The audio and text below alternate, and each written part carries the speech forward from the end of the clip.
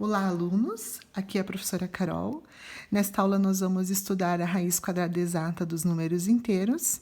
Apenas as raízes quadradas exatas, hein?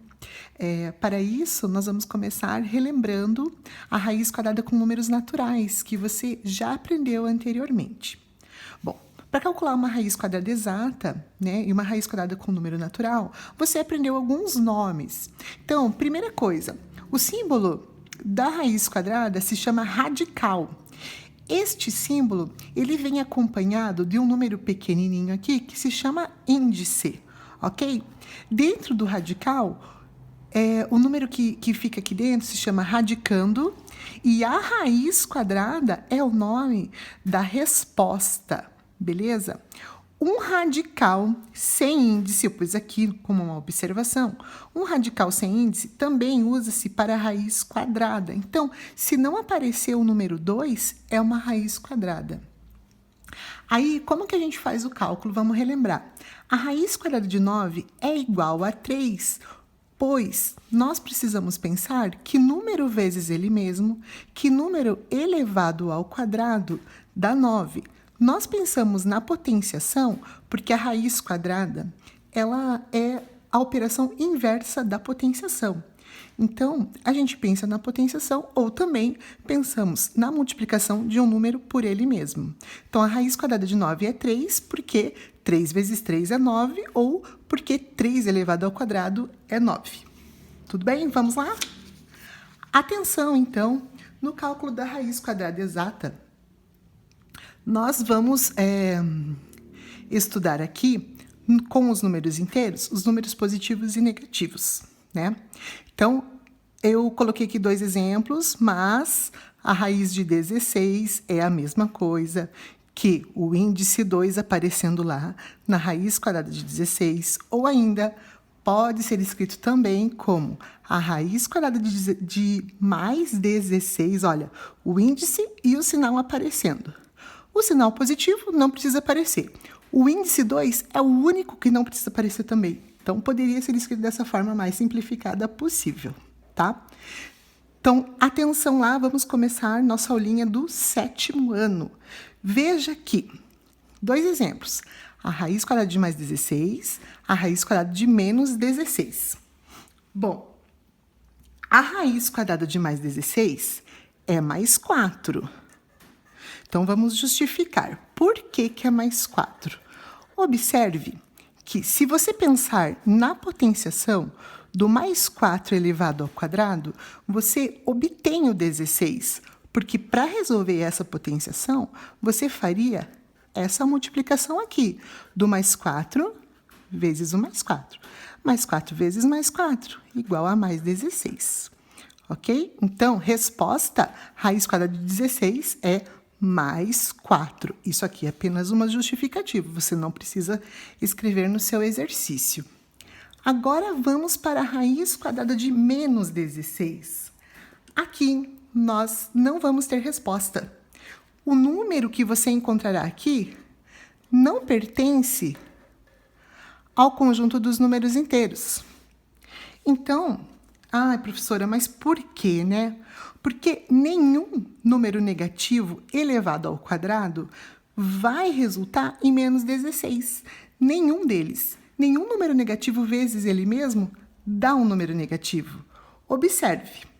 Veja que, nesse caso, se você ficar com muita vontade de responder o menos 4, faça a prova real e você vai ver que menos 4 vezes menos 4 dá mais 16. Também, se você pensar em resolver pela potenciação, menos 4 elevado ao quadrado, olha lá o expoente par. Expoente par, sempre a resposta é positiva. Então, 4 vezes 4 vai dar 16. Então, assim, a resposta desse exercício aqui não pertence ao conjunto dos números inteiros. Essa seria a nossa resposta, porque nenhum número desses que nós estamos estudando vai resultar em menos 16, sempre vai resultar em mais 16, ok? Continuando. Observações importantes. Se o sinal negativo estiver fora do radical, não lá dentro, estiver fora do radical, ele quer dizer que você estudará o oposto de menos 16. Então, o oposto da raiz de 16, vai ser menos 4. Daí sim, porque a raiz de 16 é 4. O oposto da raiz de 16, que é 4, vai ser menos 4. Aí sim, nós encontraremos uma resposta. Beleza? Continuando, outra coisa super importante. Se aparecer para você em umas tarefas, raízes de 10, 8, 42, raiz de 6, raiz de 5, raiz de 2, sempre essas raízes, se você for buscar uma calculadora para te ajudar, vão resultar em números decimais. Um número decimal não é uma raiz exata. Então, no conjunto dos números inteiros, esses exercícios aqui, eles não pertencem ao nosso conjunto. Então, para o conjunto dos números inteiros, para as lições que nós fazemos quando estudamos o conjunto dos números inteiros, a resposta é que não pertence ao conjunto dos números inteiros, porque não são raízes exatas. Última folha do nosso caderninho de hoje. Mais exemplos para a gente terminar a nossa aula tranquilo, o que a professora falou. Então, letra A, raiz quadrada de mais 81.